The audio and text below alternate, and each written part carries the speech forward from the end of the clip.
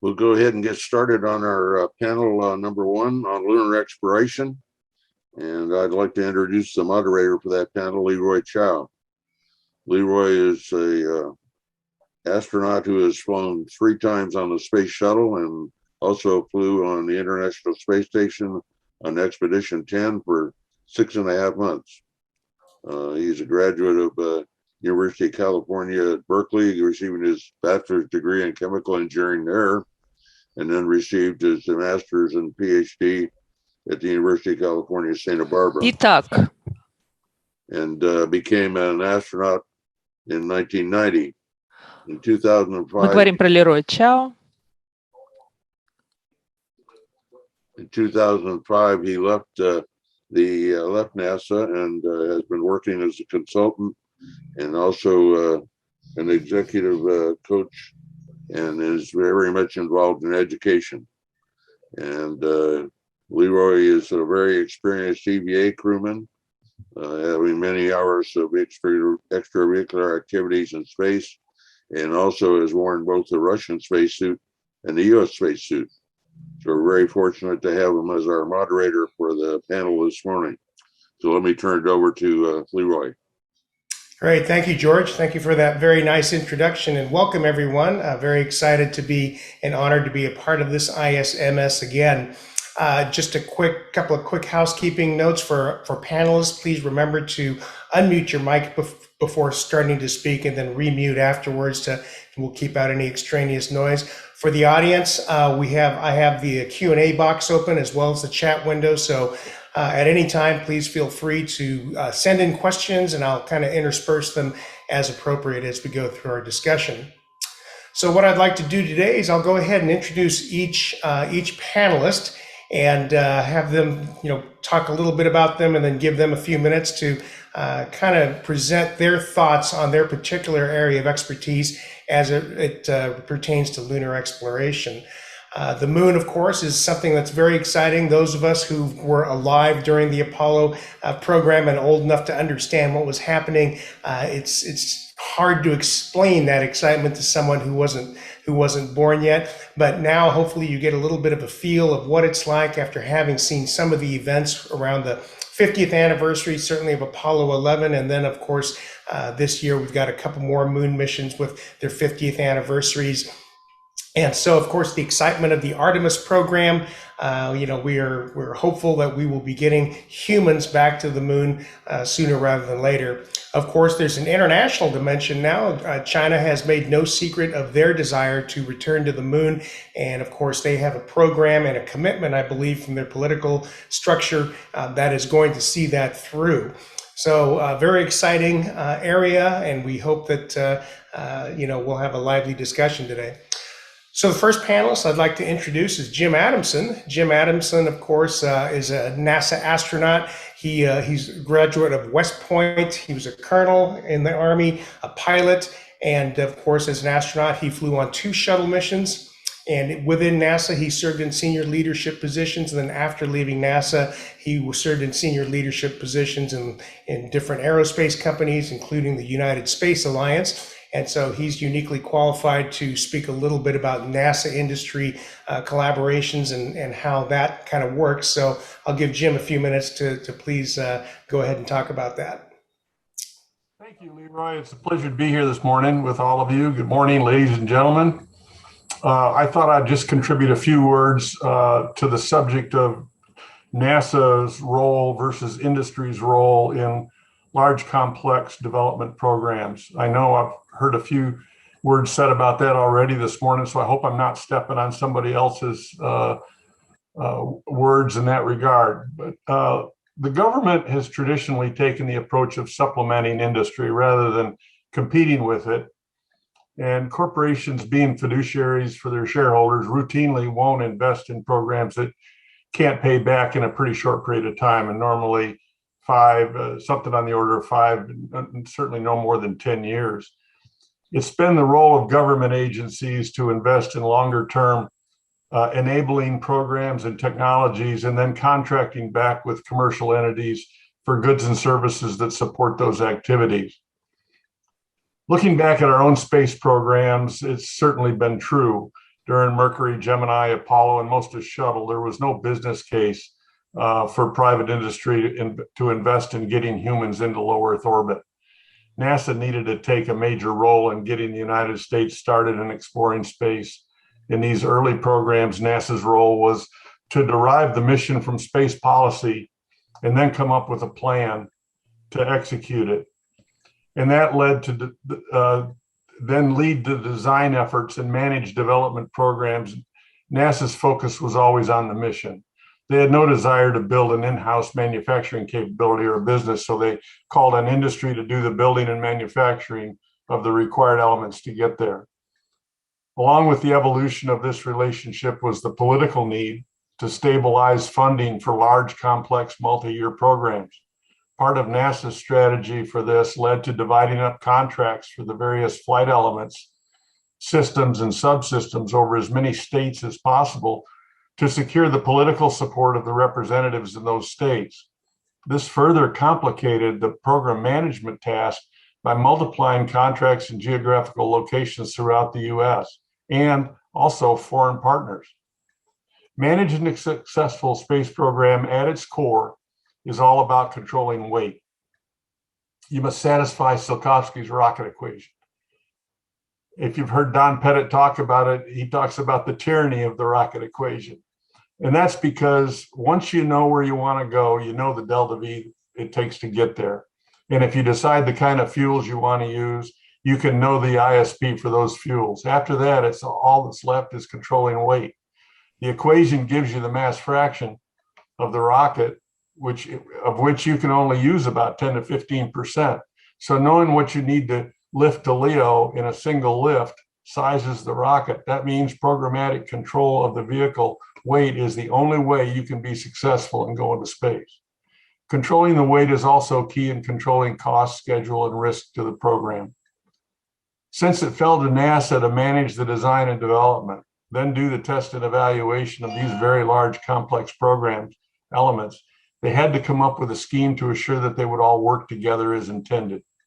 NASA learned through very early on through hard-won lessons in these early programs that to control the weight of the element, you must retain careful control of the system interfaces. The discipline they use to accomplish this is called systems engineering and integration. And the mechanism for controlling those interfaces, ironically enough, is called interface control documents. The ICD. The ICD is the repository for and means of transfer of all the information about an interface to the interested parties.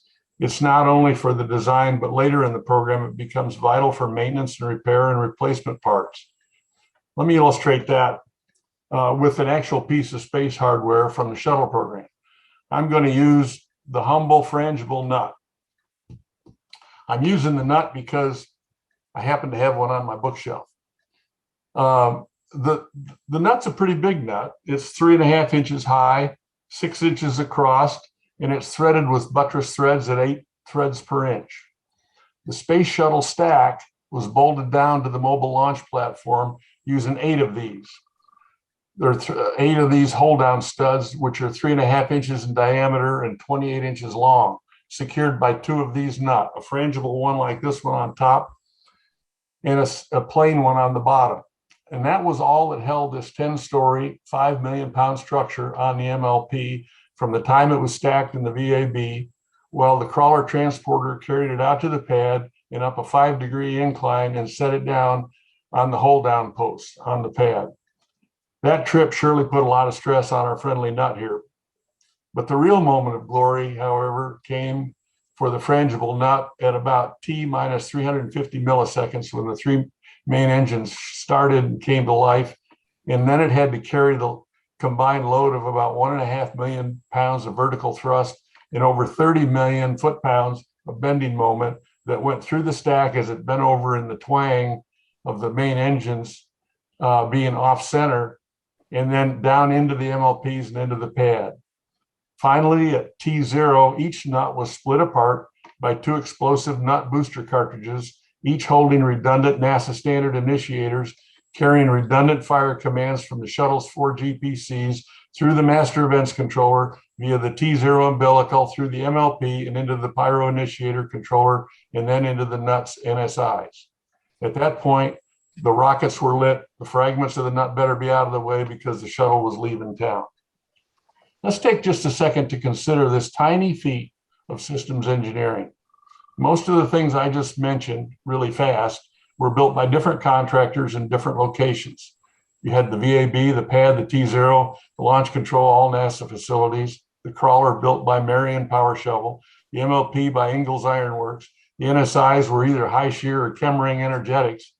The booster cartridges were Trans Technology Corporation. The SRBs, Morton Thiokol. The orbiter and associated wiring was Rockwell International. The GPCs were IBM. I probably left out some.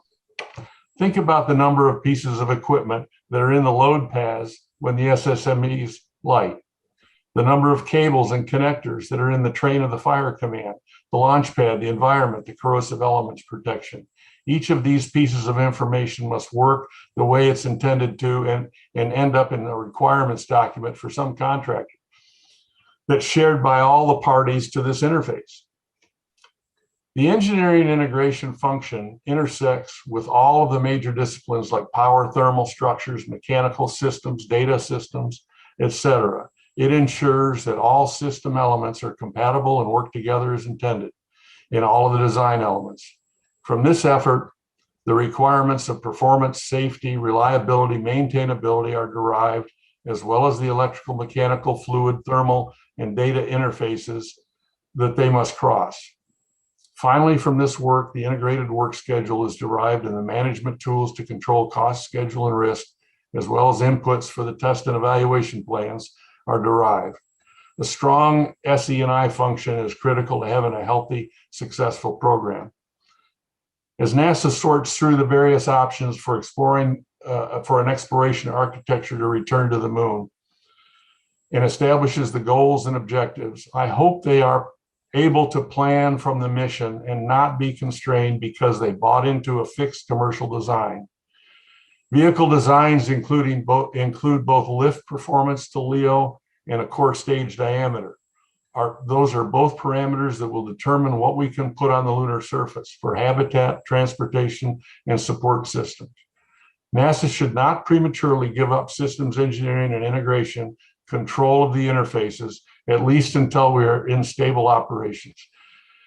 If NASA does not control the flight element interfaces, they cannot expect to have a successful program, and they certainly will not be able to bring in international partners. Thank you for listening to my few brief words about systems engineering, and I hope I didn't step on anybody, Shep or Bonnie. Thank you very much for inviting me. All right. Well, thank you, Jim. Thanks for your remarks. Next, I'd like to introduce Don Pettit. Don is a fellow chemical engineer, just like me, except he went to Oregon State for his undergraduate and then got his doctorate from the University of Arizona. Like me, Don also came from the national labs, although he came from Los Alamos National Lab and I was from Livermore, but I don't think we're going to hold that against each other. Don has flown many missions. He's flown 2 long-duration ISS missions. He's flown up and down on Soyuz and shuttles, and he's currently still at NASA, and so he's in a perfect position to tell us a little bit about NASA's current plans, where we are on Artemis, and how does the gateway fit in, and all that kind of good stuff. So over to you, Don. Well, thanks, Leroy, and I do want to put a shout out for Jim Adamson. It's been years since I've seen you, and I was pleased that somebody other than me and my dog watched the Tyranny of the Rocket Equation spiel that I've put out there. I would like to say a bit about the Artemis program, just background, so folks can see what we're doing in terms of planning to go back to the moon, which is what this session is supposedly about. And I would like to share my screen, and I'm going to click the share screen button and see what happens. Let's see. Okay, and I'm going to do that, and then let's see what happens. Can you folks see an Artemis emblem? Yeah. I got you, Don. Yep. Okay, great. This is the Artemis logo, and it's put over the moon. And one of the things I pointed out, we're going to the south pole of the moon, and they happen to be showing the north pole of the moon in this headquarters release slide. So I'm going to see if I can't get that fixed. Let's see. Okay, here we go. This is the Orion SLS Stack. It's basically our equivalent of what the Saturn V used to be.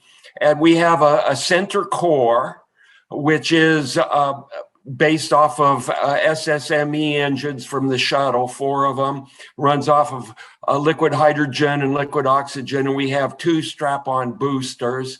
And then on top of that is, we call it the upper stage. And one version is called the Exploration Upper Stage. And it again runs off of hydrogen and oxygen. And then sitting on top of that is the Orion command module with a service module, and then a shroud that covers it for abort capability going up off of the pad. So that's referred to as the Orion SLS Stack. Another piece that we're working on is called Gateway. And this is a miniature space station that's going to be in orbit around the moon. And it's going to be in a strange orbit that includes a Lagrange point. It's going to go around the moon at its perilune around 100 to 200 kilometers, and the apolune is going to be like 7,000 kilometers, and it's going to go around the L2 point. And then we have the Lunar Lander, and currently the contractor that won the Lunar Lander award is SpaceX, and this is their version of the Lunar Lander that is a variant of their Starship. And all of these programs are in the process of some stage of design, from actual hardware to advanced designs on paper. Here is the Orion stack currently in the VAB at Kennedy Center. It's called Artemis 1. It's going to be an uncrewed launch. It will do a free return, sending the capsule around the moon and back to Earth. And this is the first time since like 1972 we have had a rocket stacked up in the VAB that the VAB was actually designed to contain. And this is in one of the bays where the Saturn V's were stacked up. We're working on a new spacesuit design. It has a number of different names, from Z2 to XEMU to XEVA. All of these versions currently have a rear entry design, and they are centered around increasing mobility for a surface suit. And we are currently using these in our neutral buoyancy lab in the bottom of our big swimming pool. We've got one corner set up with rocks and sand, and we have these suits. And these suits have incredible mobility. You can bend down on your knees. You can pick stuff up off the bottom. You can swing a hammer. And that hammer, by the way, is one of the training hammers that Apollo 17 astronauts use. So we've been dusting off some of our lunar surface tools, and we're actually using them for training right now. Lunar Rovers. We've been working on pressurized lunar rovers for probably 15 years in various forms. And these rovers are used to, on Earth, obviously not vacuum rated, but they're used to work out the dynamics of a pressurized rover. How do you get in and out of it? How many people can it have? And we will take these rovers out in the Arizona deserts and and off in New Mexico and West Texas, we'll take these rovers out and we'll have crews living in them for 2 weeks at a time, doing lunar-like surface operations. Now, where are we going to the moon? Currently targeting the South Pole region of the moon. And this is a view of the moon taken with the South Pole in the dead center. And one of the things you could notice is there's a lot of shadows in the South Pole. And that's one of the reasons why we are going there. This is a laser altimeter map done from the Lunar Reconnaissance Orbiter of the South Pole region. And there's a bunch of craters there. The crater that's closest to the South Pole is called Shackleton. And these craters that are depicted here that have black inside of them are permanently shaded because they're in the polar regions and they're deep. The light of the sun never gets to the bottom of the craters, and their temperatures center around 50 Kelvin. And over the billions of years that they've been there, they've accumulated many metric tons of volatiles, mostly water. And through a number of satellite probes and doing spectroscopy, we have verified that these permanently shadowed regions not only have water in the form of ice, but they have a whole host of light organic volatiles. And that's one of the reasons to go to the South Pole is you have access to an incredibly valuable resource that from the Apollo missions we thought was completely absent on the moon. Another aspect of the South Pole, and here is a Lunar Reconnaissance Orbiter picture of the South Pole, of the Shackleton crater. And one attribute of being on the South Pole is that you have near continuous sunlight. So imagine now you have a region a few kilometers away that's 50 Kelvin that never sees the light of the day, right next to a ridge that will have 340 plus days a year of sunlight. And here in this picture, you see the rim of Shackleton crater. The left-hand side of the rim is illuminated, and a little bit off to the left, you see another ridge that has some illumination, and that is the spot that we're currently contemplating the lunar base, and that is the ridge that goes from Shackleton crater to Gerlach, and along that ridge we'll have around 340 days of illumination a year. So that's the Artemis program in a nutshell, building the hardware required to go back to the moon, and then a little bit about what we're going to do once we get to the moon. So with that, let me see if I can figure out how to turn the share. Oh, here it is, a button right there. Stop sharing the screen. So I'm going back to normal mode here, and I'll turn it back over to Leroy. All right. Thank you, Don. Thanks for that overview. The next person I'd like to bring in is Mike Lembeck. Mike, of course, has a lot of experience in the space business. He's had over 40 years of experience in commercial space and government contracting. He spent a lot of time up at NASA headquarters and in the requirements division as the requirements division director for the Exploration Systems Mission Directorate. And he currently serves as a clinical associate professor in the Aerospace Engineering Department at the University of Illinois in Urbana-Champaign, and is the director of the Laboratory for Advanced Space Hardware. So he's in a great position to discuss a little bit about NASA's role in lunar exploration as a commercial spaceflight operators as they kind of start coming and integrating in, and how that integration might work. Thanks, Leroy, and good morning, everyone. Glad to be here, and especially among this prestigious group. Jim started off by talking about the amount of mass it takes to get things into orbit, and Don just gave us a very good explanation of what's making up that mass. Of course, the untold part of that is what's the cost for all of that. And the IG report last week from NASA sort of pointed in the direction of some problems ahead. delays, additional costs, things that we aren't thinking about.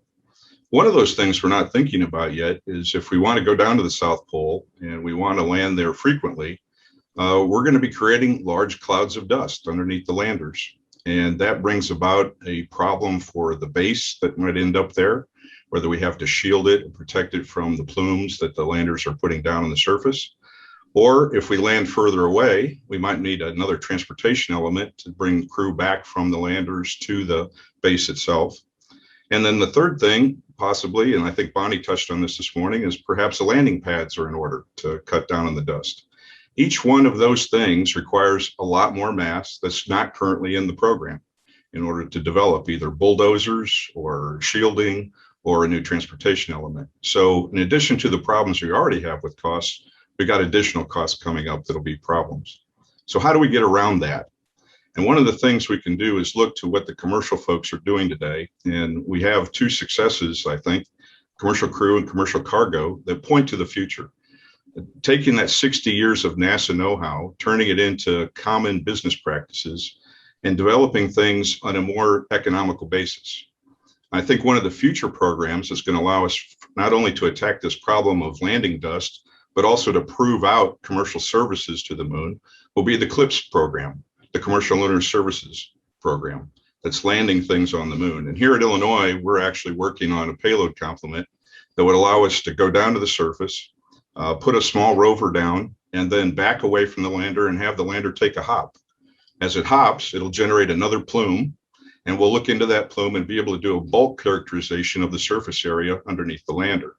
Instead of hunting and pecking like we normally do, we can do something a little more expeditious and find out in bulk, what do those materials look like? So the CLIPS program is making that possible for very little cost comparatively. And as they develop, these commercial companies develop the expertise to put things on the surface in an economical fashion, I think we can start to turn to them for future solutions to offset the large costs it takes for government to develop these large systems. So that's where I think the direction's headed, and hopefully the commercial folks will continue to be successful in providing these opportunities for us. Thanks, Leroy. Great, thank you. Thanks, Mike. Next, I'd like to bring in Oleg Kotov. Oleg, of course, is a cosmonaut. He's a medical doctor. He's also got a PhD, so he's an MD, PhD. Military pilot. There's not very much Oleg has not done. He's done 3 long-duration space flights to the ISS, served twice as commander, and he's done 6 EVAs. Currently, he's the deputy director for science at IMBP, or IBMP, as we say in the US. But he's in a good position to tell us about what the Russians' plans are for lunar exploration and what that might look like. So over to you, Oleg. Okay, thank you, Leroy, and of course I'm glad to be with you. It's long time has since we meet face to face together and really want to sometimes have real offline meeting and to discuss all topics we're trying to cover now. But coming back to our team, I would like to say, sir, Lunar Exploration program in Russia looks like a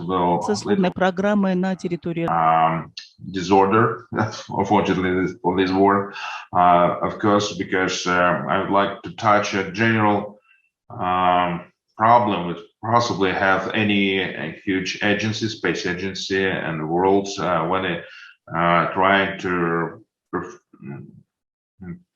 work out a huge project as their Lunar Exploration program is. It's very important how our agencies talk with government about, we're talking about financial aspect. Very often financial people or government cut down budget for maybe, it sounds like 7 or 10%. And so it's not, so it's impossible to build a rocket shorter for 10%. And so, or do smaller lander. What we got in now in a current Roscosmos, so we just cut down financial for lander. Moon Lander. And that's why all the program for moon exploration sounds not very reliable. And so they now, we're in the process to go to final testing the spaceship Ariel. That means eagle in English translation. But it's supposed to fly to the moon, and now we postpone their test flight of this spaceship for 1 or 2 years. So that's again not a good sign for Russians' moon exploration program, and unfortunately, so we're not very good deep involved in international gateway program or Artemis program. And personally, I wish we could do this project together, as we have a good experience on ISS program. So maybe as a result of our conference and our summit, we have another pushing to the authorities and Roscosmos and NASA to start thinking maybe how to build the joint program for moon exploration and Mars exploration in the future. So this is how it looks like, but we continue to work in international teams and working how to solve their risks. And personally, for me, we're very deep work out medical risk for moon exploration, for Mars exploration, how to let people live on the moon surface for a long time, and not only to live but be in a safe and have very active program and stay on the surface not days and weeks but months. And it takes, of course, we need to work out some risks. For example, moon dust, regolith dust, and Don already mentioned that. So that's again, it's a problem that we need to solve out to be good for performing very often EVAs on the surface. And again, that's how to work with inside resources and how to provide some technologies research, because we all understanding what everything we're doing on what we want to we are going to do on the surface on the moon is mostly pointed to be repeated on the Mars surface. There's like a test bed for our Mars program, and very often we are asked why we need to keep people for a long time on the surface of the moon. Just why we don't just let them work for a couple of weeks, visiting crew for some tasks. But again, it's good for from operational point of view only for moon flight, but it's not good for Mars flight. That's again, so our medical space medicine community works very hard and in very good cooperation with the agencies and universities. Again, we continue cooperation with this program and this project on the level what we get used to work for ISS program. So again, over to you. Thanks. Great, thank you, Oleg. And of course, I think most of us are very big believers in international cooperation, and we have George Abbey to thank primarily for that, the fact that we have an international space station and with Russia as the other major partner. And so I'm hopeful that in the future, as we go to explore the moon and then on to Mars, that Russia will be an integral part of that. I think we all have seen the benefits, the really real world benefits of working together and learning from each other.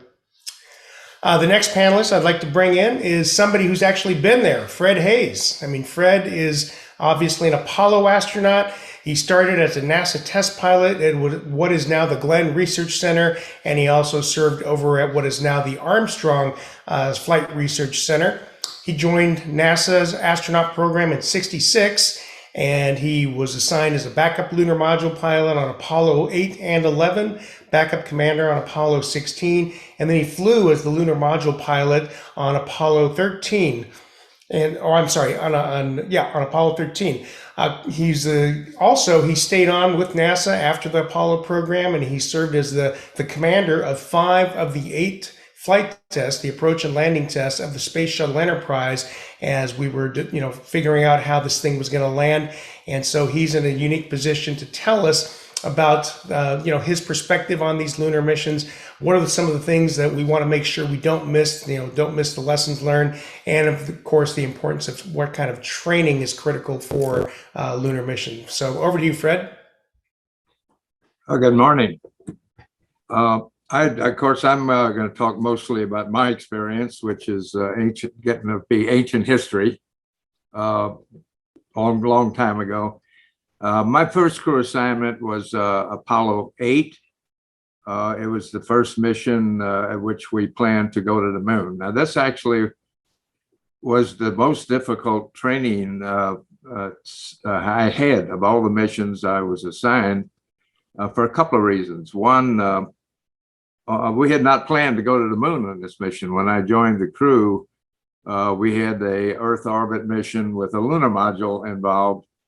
And so we wasted probably the first 6 weeks or so of the training thinking about a different mission plan and looking at different things like rendezvous and things that we really weren't going to do.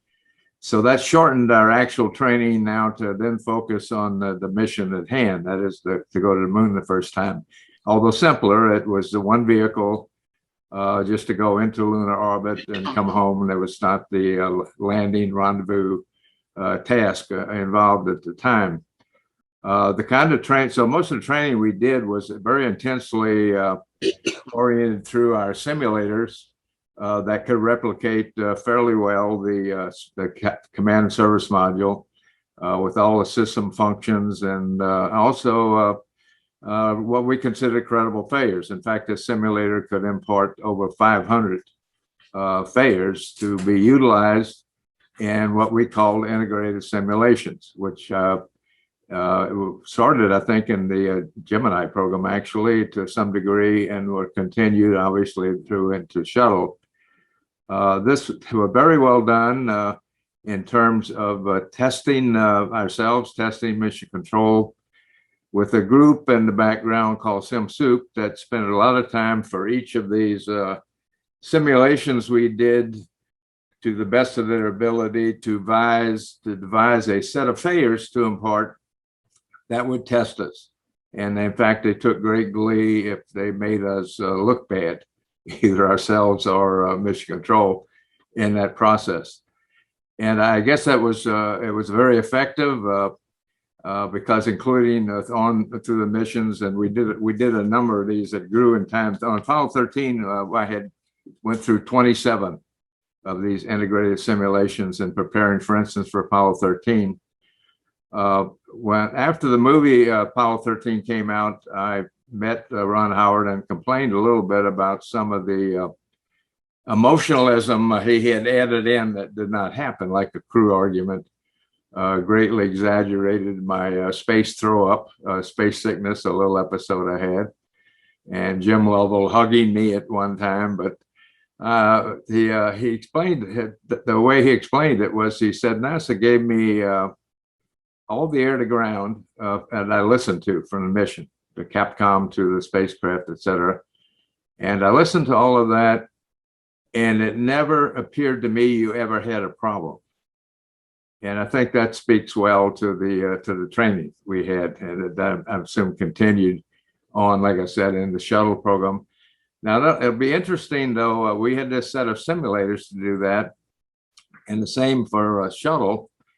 And I look at Artemis, and there's so many different components, and also being developed and integrated then for the system, how they will integrate that kind of training through that could be necessary through all of these various pieces that make up Artemis. So that'll be a different kind of a challenge in that respect. But getting to the lunar side, which I then got into, obviously, with Apollo 11, the first mission we planned to land, to actually land on the moon. Again, we were pressed for time. The missions were launching every 2 months up through Apollo 11. And so the training time was relatively shortened. And with new things to figure out, Apollo 10 had paved the way pretty much all except the landing. But then the liftoff and subsequent rendezvous that involved, and a lunar surface work, which was going to be new on Apollo 11. This shortened period didn't allow a lot of time with the lunar surface work. In fact, we only did one field exercise on Apollo 11. We went out to West Texas, and it was an area picked because it had a variety of the rock specimens to be exposed, as well as some faulting episodes to observe with the geology teachers we had, and a lot of time spent on the sampling protocol, how to shoot the pictures, how to bag sample properly, that sort of thing. And Neil was even given what they called a grab bag when he actually flew. That was in his spacesuit pocket. That if they landed and had to get off pretty quick, if nothing else, he'd grab one rock and put it in that bag. So they had at least one rock to come back when they come back to Earth. So that was kind of the nature of the experience on that flight. It grew a little bit with 12. And then in 13, we actually did, 7. And when I flew Apollo 16, we had a lot more time, which allowed that to open up that kind of training. With the backup commander role I had, we did 18 field trips. Now there was an evolution here of how we did those, and I'll have to give Jack Schmidt credit. He observed that as the missions stretched out from Apollo 11 in July till November for 12, and then we had all the way to April to train. So he saw an opportunity there and arranged a meeting with Lee Silver, one of his professors from Caltech, to meet with Jim Lovell and I, and really to convince Jim we ought to expand what we did in this sort of geology field training. Up to that time, I think the emphasis of the commanders and a sense of training we should emphasize was more just how to get there and back in one piece. But this came to be. We went out and camped out actually for 3 nights with Lee Silver in a place along the San Andreas Fault down by the Salton Sea, and they call it a super advanced course in geology, talking geology through 2 traverses each day, morning and afternoon, using a Polaroid camera to document what we were seeing and observing, and then talk around a campfire till we got ready to go to sleep. So it was an important because as a rookie, I had gotten 10 geology field trips at various sites. But Jim had, I don't know if he had any as coming in as a rookie, but he got obviously very immersed in Gemini program, flying 2 missions and with backups on several. So he had very little geology training in his background. So that was very important from that aspect. But that grew into, I call it more a mission-oriented field trip. I think that was very, very good to do. For each of these traverses, as we got into it more, we were given aerial photography that had similar resolution to what you would have from lunar orbit photography of that area we were planning to train at. And with the geologist, we planned traverses that we would follow on each of these exercises based on what we saw for the units that were observable and what would be the appropriate sampling areas. And at the same time, we built it up to have a rig with best breastplates and our Hasselblad cameras mounted, much as they would be on a spacesuit. So we could also do each sample we could collect and do that little dance we did to properly document the collection of sample with photography. At the same time, geologists who were going to be on the mission during the flight came along on these trips, and a tent was set up, and we also had radios. So we would be talking to the people in a tent that would be actually on a mission as we did these traverses. At the same time, an expert for that area would follow behind as we conducted these and write notes, critiquing ourselves for what we had not seen or observed and properly collected. At the same time, critiquing the people in that back room, in that tent, the people that were going to be in mission control in a side room during the mission, to what they had not followed through, to ask us questions on what we might have talked about and observed that they should have.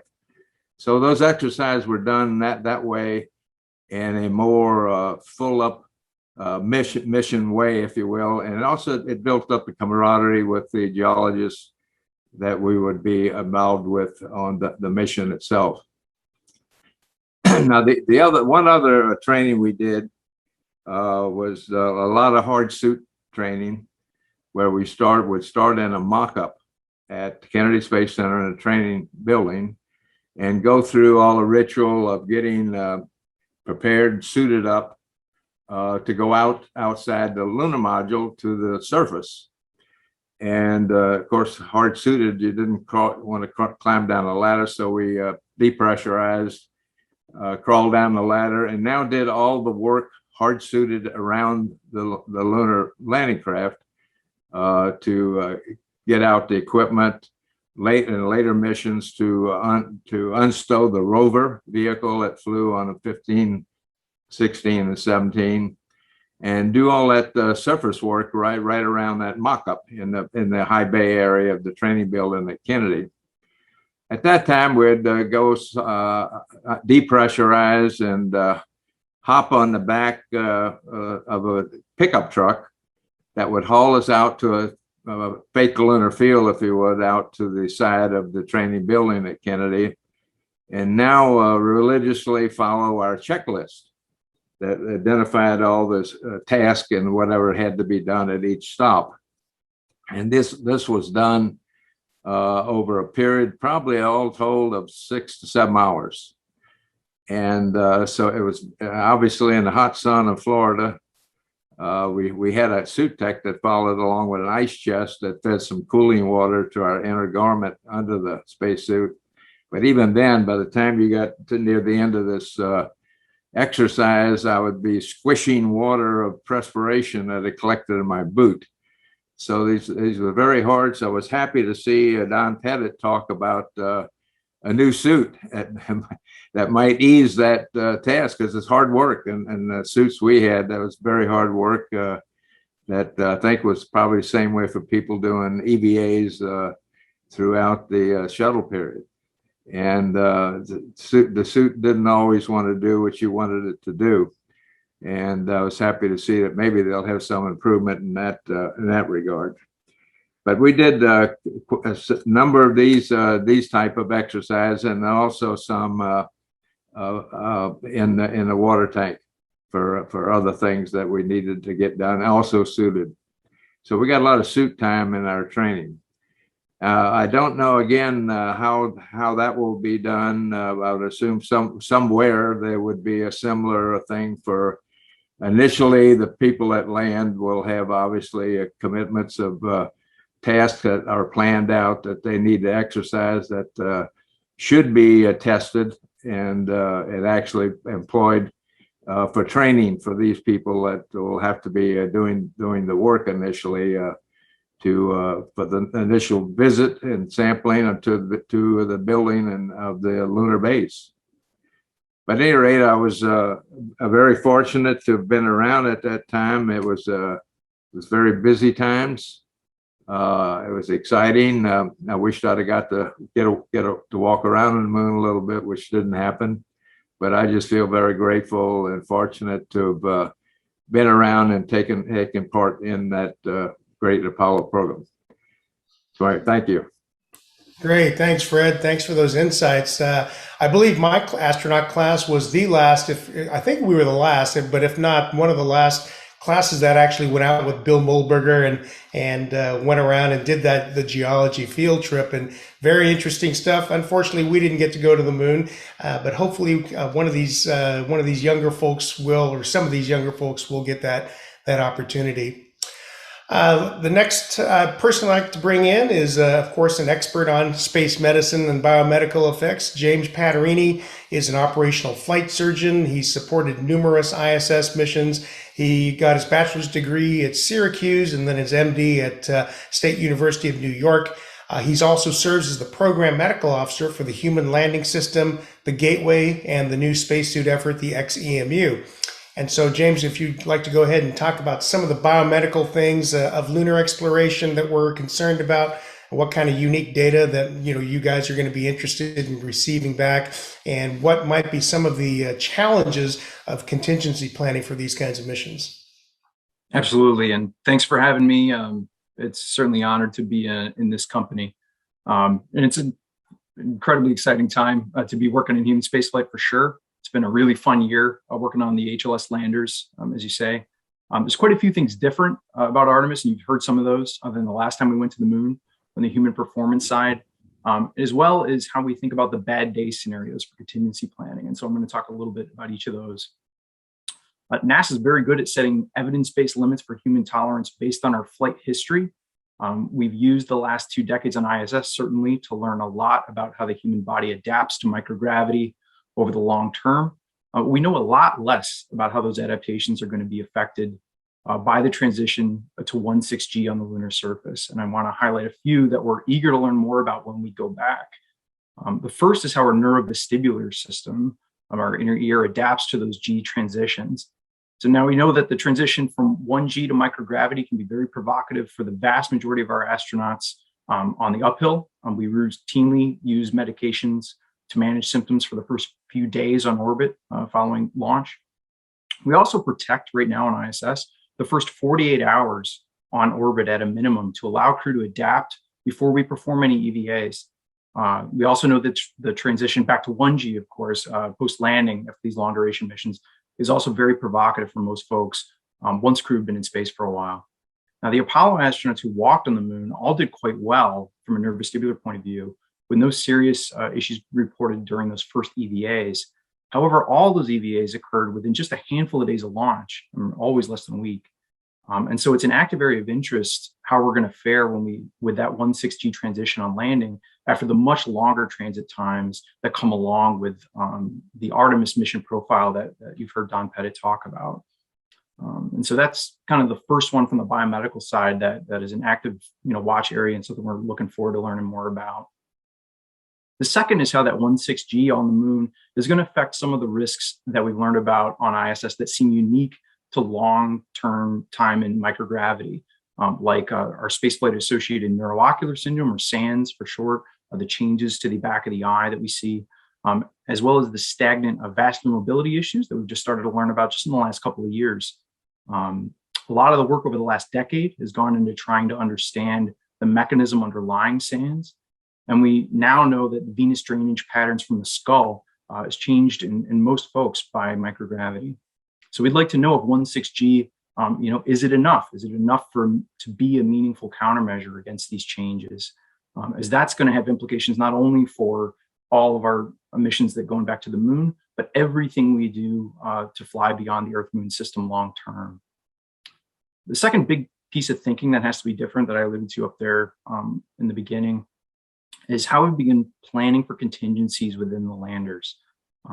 So because of the use of NRHO that you heard about, Don mentioned that, and the fact that we've got the Gateway staging vehicle parked in that unique orbit, docked to our only Earth return capable vehicle, the Orion, while a portion of our crew for some of our design reference missions are going to be down on the surface. So similar to Apollo, for some of those missions that we're planning to, it'll be 2 down and 2 up. For some of the what we call the sustaining missions that come later, we're actually talking about taking all 4 crew and sending them down to the surface, leaving the Earth return capable vehicle and the Gateway uncrewed.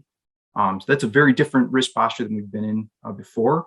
We're looking at far longer transit times, as I mentioned, that if something goes wrong, we've got to bridge the crew through all the way back with vehicle capability if something were to go wrong. In some cases, we're talking about weeks instead of days, just to give you a sense of what that means. So that's unique. That's new for sure, not only from Apollo to Artemis, but also from shuttle and ISS contingency space as well. As you've heard Fred Haise talk about here, we sim a lot. We sim bad day scenarios on ISS all the time. We do it for our commercial crew vehicles as well. In all of those scenarios that we're used to simming, we are never more than days, usually hours away from being able to say, if it all goes sideways, we can get our crew back on the ground. And so to shift that thinking and to look at all the pieces of the Artemis program, all the different vehicles that need to work together as an integrated stack, and say, okay, pick your worst timed event, your worst timed fire, your worst timed depress on the surface of the moon, or on your way down, or on your way back, and bridge the crew through HLS capability, gateway capability, and Orion capability to get back to Earth safely. That's a unique set of problems. We've got a contingency list that's about 15 big scenarios, and then there's sub scenarios beneath those deep. One of those is the Apollo 13 scenario, we call it. This is going to be an active area. We're going to be working this right up until we fly and then beyond. So these are the exciting problems we get to work on. These are the problems you want people working on. And so feel very fortunate to be a part of that. So thanks. Great. Thank you. Thank you, James. And, we all know, those of us, well, all of us, we know the challenges of medical challenges of being in space, and lunar certainly both operationally and physically are going to present new challenges. So thanks for kind of giving us an overview of that. The next panelist I want to introduce is Bill Shepard. Shep was one of the first guys I met when I reported for work here at NASA all those years ago, and I learned a lot from him and was very grateful for the lessons that he imparted to me while oftentimes over a course over at the Outpost, back when the Outpost existed. Shep, of course, is a graduate of the U.S. Naval Academy. He's a Navy SEAL. He served on teams in the East and the West Coasts, and I'm sure he did a lot of things that he can't really talk about. He flew on 3 shuttle missions, and he was the commander of Expedition 1 to the International Space Station, flying up on Soyuz and returning on a shuttle. After his last NASA flight, he served in Navy technical billets on active duty and also as a civilian engineer. And currently, he's a government and industry consultant, and he's on the staff of the Stevens Institute Systems Engineering Research Center. And so he's in a good position to talk to us about spacecraft systems and systems engineering. Hey, Leroy, thanks. I just want to commend particularly Jim Adamson and Don Pettit. Those are tremendous presentations. I'd like to add a little bit to what Jim said. My experience with the ISS program, some of the most valuable stuff was dealing with the initial architecture for how ISS was going to be formed and dealing with the prime contractors and all the mechanics of making the program function. But it was very clear that the root of having good integration has got to go way down to the initial contracting effort. And you can't do this effectively after the fact. This really hobbled a space station because we had pre-existing contracts from Freedom that were very difficult to change, difficult and expensive and time-consuming to change.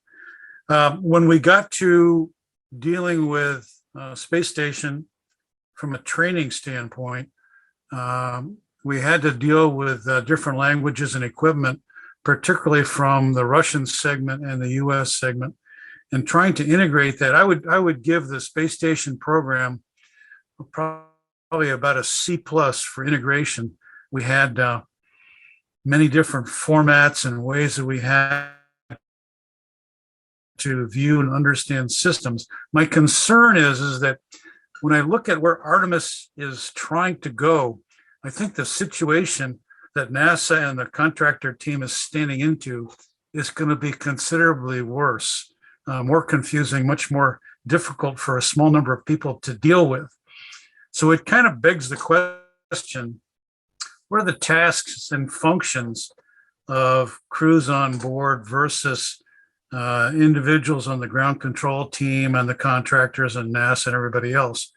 And we thought we had this fairly well defined on ISS, but what we found out was when we flew, agreements that had been made previously and were signed off by the program and all the partner elements were unilaterally changed on the fly for one party's benefit. And this was a very adverse situation for the crew to deal with. And I think this is, I mean, it's what humans tend to do is if they don't like something, they'll seek to change it. But we have to have a more structured relationship between the crews and the people back here on Earth. And I'm thinking about this mostly in terms of not only going to the moon, but what does it mean in our ability to go to Mars? We are not going to go to Mars with the command and control functions and architecture that we have now. And so where do we sort that out and when does that happen? We can probably go to the moon without that, but we can't go to Mars until we fix this. One aspect that I deal with more and more now in integrating systems is the industry is going to something called model-based system engineering. And so in a previous world, contractors would write a proposal. The industry and the government would agree on requirements and specifications, and you'd write it all up, and that would be the contract. Now, someone, particularly industry, proposes their efforts in a model, and now you have, I'm sure you're going to see that in Artemis. You're going to have many different models for things. And the question becomes, who owns the model and who can control it? And I think it's a huge challenge because many of the fine details that would otherwise be spelled out in a specific requirement or specification are quite flexible in these models. I think it's a tremendous control challenge to integrate a large program that we don't properly appreciate. One thing I'd like to suggest in light of Jim's focus on the lift weight, the lift mass for space vehicles, I would suggest that NASA take a hard look at the mass of the various spacesuit designs that we've had over the decades. And I would suggest that the mass of spacesuits has done nothing but increase. And I question whether this is the right approach to design something. So back to some of the earlier comments, I believe strongly that NASA should have a fundamental role in understanding the technology of what devices and capabilities are being created. And the best way to do that is to have NASA people involved in the design and the fabrication and the testing and the operations.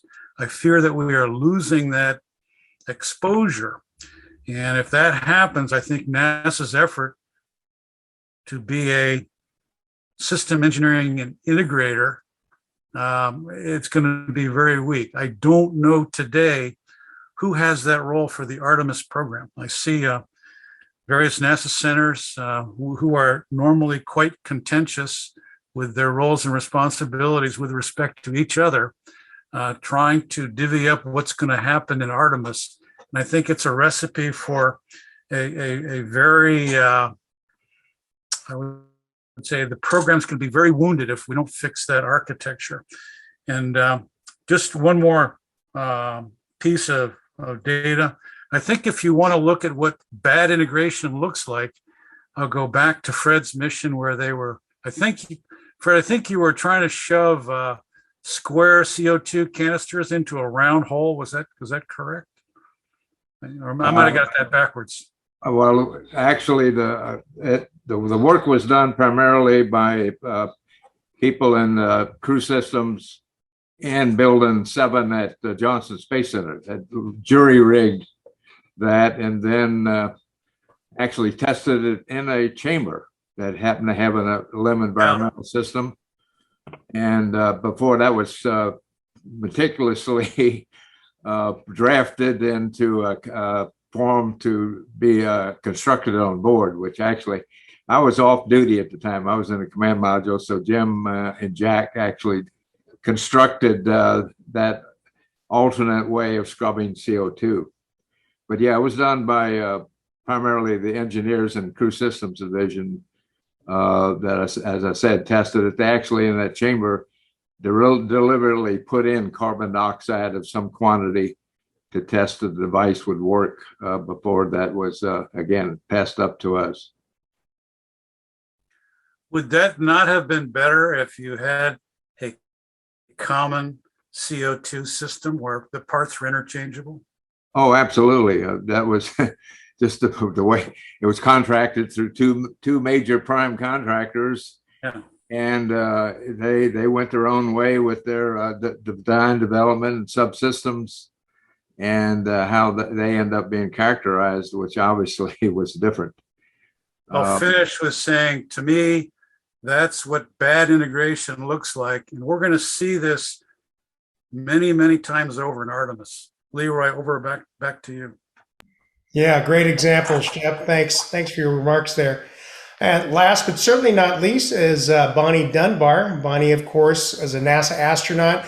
She started life as an engineer, earned her doctorate from the University of Washington, flew on 5 shuttle missions, and she's been very passionate the whole time and afterwards in research work and in STEM. She currently serves as a professor in aerospace engineering at Texas A&M. She's a member of the National Academy of Engineering, and so she's in a great position to talk about some of the work she's doing and also talk about what kind of space sciences that are unique that we can do on the lunar surface.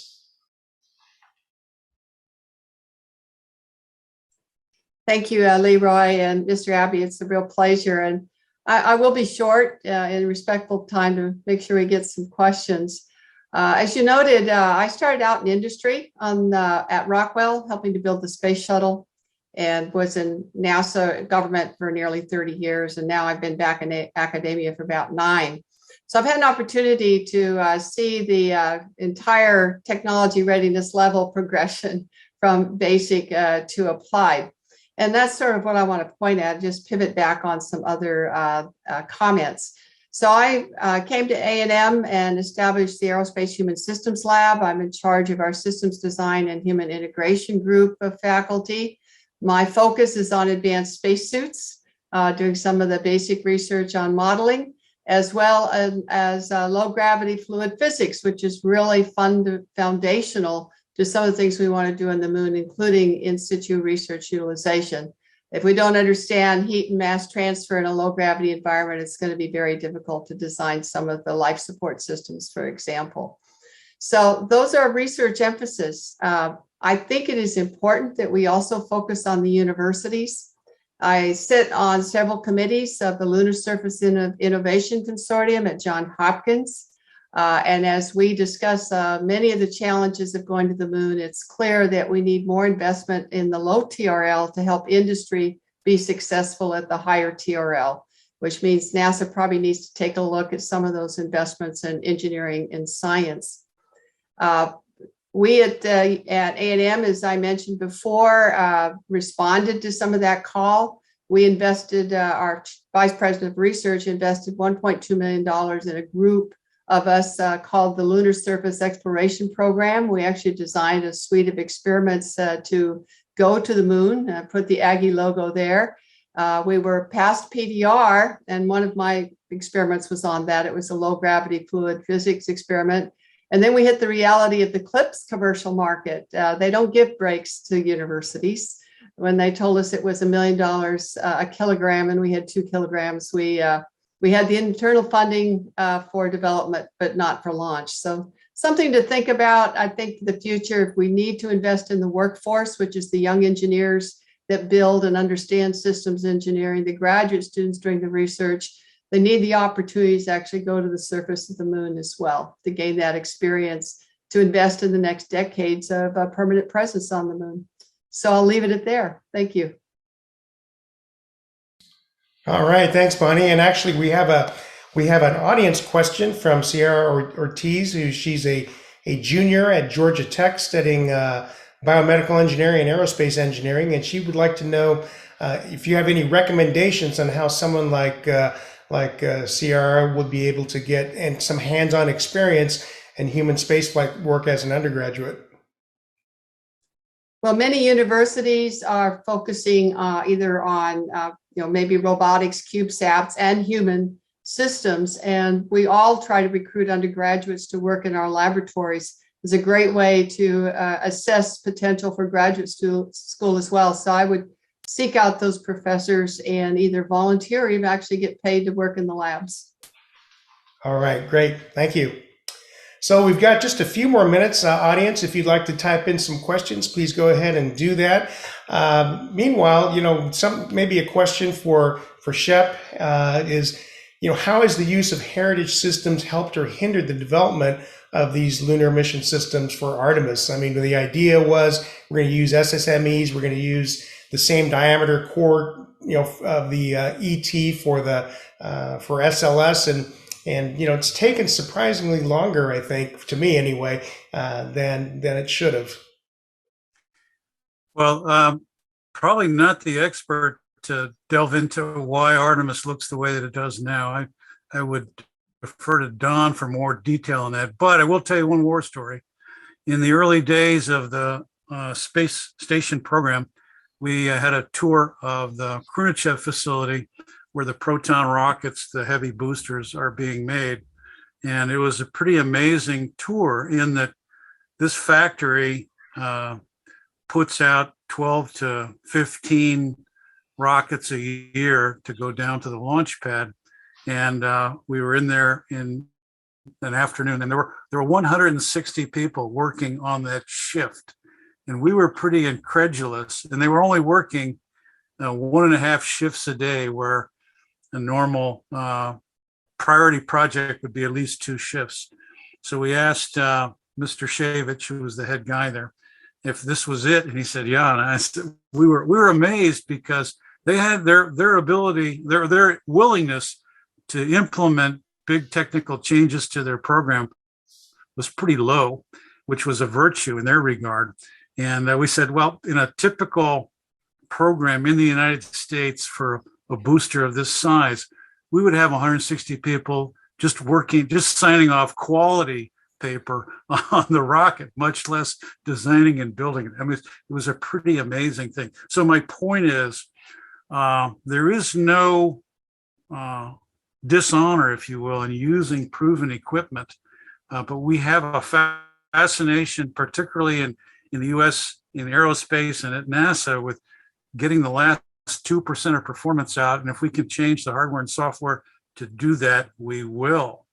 I think long-term, that's a mistake. And we will pay the price for it because over the decades that we're going to be doing space, we are going to need to replace systems, components, spare parts, et cetera, et cetera, et cetera. And the more exotic we make these revisions of hardware and software, the more trouble we're going to have doing that. So I think it's a critical issue. One more point. I think the Russians taught us, particularly in their Orlan spacesuit, that simplicity is a virtue, and having kind of a manual way to do things as a backup has a lot of merit to it. So I hoped that NASA would evolve into what they would call critical dissimilar redundancy. And I think that ought to be a critical part of our future space designs. Okay, yeah, I agree with you, Shep. It's pretty interesting to see the contrast in the way the Russians approach the same engineering problems that we do here in the West. We've just got a few minutes left. Let me try to get to another audience question. Let's see, I guess this is for James and Oleg. Are there any lessons learned from animal research about adaptation to 1.6Gs that might help us prepare for Artemis? It's a great question. I would say the not specific to 1.6G, but certainly specific to going back to the moon. I think the most valuable rodent data that we're pulling on, a lot of work's been done since 2009 and is directly, it's one-to-one fed into our exposure limits for lunar dust. Lunar dust was mentioned a couple of times today. It's certainly one of the big, kind of unique risks. We've gotten really comfortable working in microgravity, but look at some of the images, the Apollo astronauts' suits after they came back in from those EVAs, they were just covered. And so dust management and setting exposure limits in terms of like how much is allowable back in the cabin in the habitable volume of the vehicle, which goes to the decision whether or not to spend the mass, right, to fly an airlock, because that makes things a lot easier, or whether you're going to have a lunar lander design that only has a single volume, which makes dust management much harder. All of that is kind of being back driven and certainly influenced by a lot of the rodent data on dust and dust simulant exposures that we've done over the last decade. So fibrosis, inflammation, even granuloma formation at higher exposure limits. These are things we don't take lightly. And so I think that's a very clear kind of direct line between some rodent research that was done and real design decisions that are being made today on these landers. Great. Okay. Thank you. Oleg, do you have anything to add to that? Just a couple of words, because we don't actually use some data which we get from animal experiment with animals for any adaptation people for low gravity on the moon surface, but mostly we use the data for radiation protection, how the galactic radiation, X-ray radiation could impact health of the animals. And we're planning to launch the biosatellite beyond the orbit by 800 kilometers above the surface of the Earth. And so just main purpose of that just to see how the radiation can impact different kinds of animals and plants. Okay. Great. Okay. Well, I think we're out of time. We are pretty much right on time. So I'm going to pitch it back over to you, George, and thank the panel members and all the audience for all your participation today, and look forward to continuation of this wonderful conference. Thank you.